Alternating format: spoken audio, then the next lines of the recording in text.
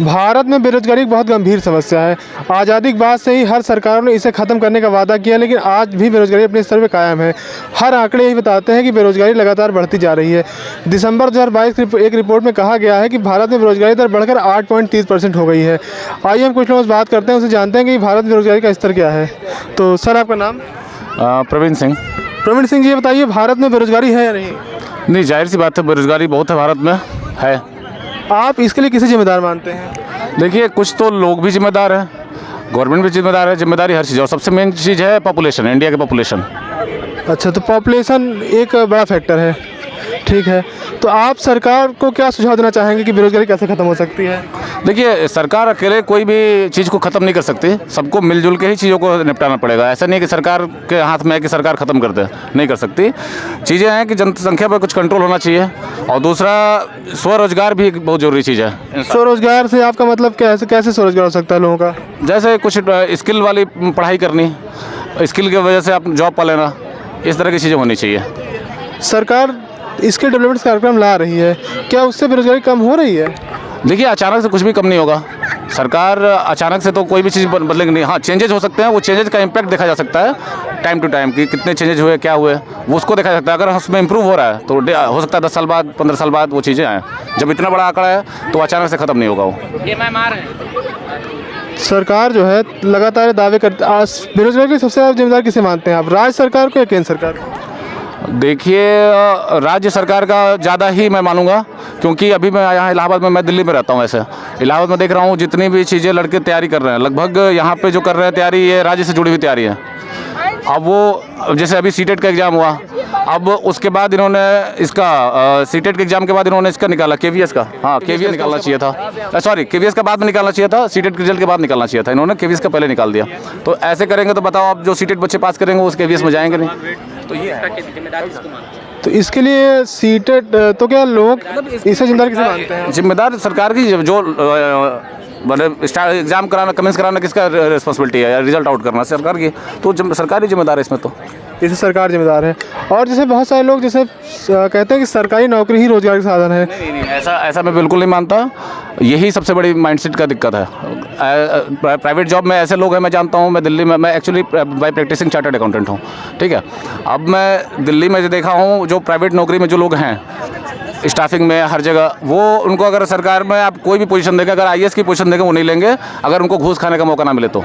ऐसे भी प्राइवेट में सेटल लोगों को मैंने देखा है, क्योंकि वो मैं उससे जुड़ा हुआ हूँ। यानी आपके हिसाब से प्राइवेट सेक्टर में जॉब की अपॉर्चुनिटीज़ है? हाँ, प्राइवेट सेक्टर क्या है कि आपको स्किल मांगता है, और एक्सपीरियंस तो एक कहने की चीज़ है, वो डे बाई डे हो ही जाता है। ठीक है, तो आइए हम कुछ और लोगों से बात करते हैं। मैम, आपका नाम? अर्चना वर्मा। तो अर्चना मैम, ये बताइए, बेरोजगारी कैसे कम हो सकती है, क्या सुझाव है आपका? ये किसी के करने से कम नहीं होगी।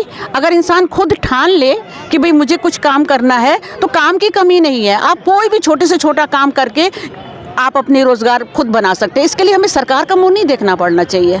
यानी आप बेरोजगारी के लिए सरकार की नौकरी जिम्मेदार नहीं मानती हैं? बिल्कुल नहीं, सरकार हमारी क्या, सरकार ने हमें सब कुछ दिया है, सड़कें दी हैं, सब कुछ दिया है। अगर हम कुछ भी काम करना चाहें, हम अपनी मर्जी से कर सकते हैं। तो जो लोग सरकारी नौकरी की तैयारी कर रहे हैं, उसके बावजूद वो नहीं होते, उसके लिए क्या सुझाव है आपका?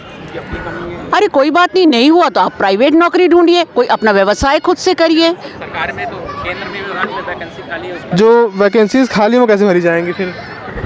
कोशिश करते रहिए। वैकेंसीज के लिए यही है कि आप निरंतर प्रयास करते रहिए, प्राइवेट काम करते रहिए। जब वैकेंसीज होगी, आप प्रयासरत रहेंगे, जब हो जाएगा तो ठीक है। अगर जैसे बहुत सारी सीटें खाली रह जाती हैं, क्या बोले? 50-50 का योगदान है सरकार में और हम। बेरोजगारी के लिए बना के चलना चाहिए दोनों को, सरकार को भी और बेरोजगारों को भी, हमारे यूथ को भी। जो लोग नौकरी की तैयारी करने के लिए स्पेशली यहाँ आते हैं, फिर भी नहीं हो पाते हैं, तो उसके लिए क्या सुझाव है, कैसे वो? ये ऐसा है, थोड़ी हमारी गवर्नमेंट को स्टिक होना चाहिए, गवर्नमेंट को थोड़ा स्टिक होना चाहिए। पेपर लीक का जो मामला है वो ना नकल ना हो। जो कैपेबल हैं जिस जॉब के लिए, उनको उस हिसाब से सरकार को, गवर्नमेंट को उनको देना चाहिए।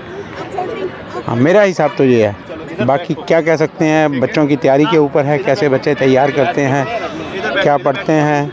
आजकल तो हमारे टाइम और इस वक्त में ज़मीन आसमान का फ़र्क एजुकेशन में हो गया है। एजुकेशन में क्या फ़र्क अभी इस वक्त एजुकेशन में, पहले के एजुकेशन में आप क्या फ़र्क देखते हैं? बहुत फ़र्क है आज और आज की। बच्चों को उसी हिसाब से देना चाहिए। इतना लोड वर्क का नहीं होना चाहिए जितना बच्चों के आज डिप्रेशन में आ रहे हैं। आप देख रहे हो राजस्थान कोटा में इतनी टफ हो गई है पढ़ाई, बच्चे डिप्रेशन में हैं, सुसाइड कर रहे हैं।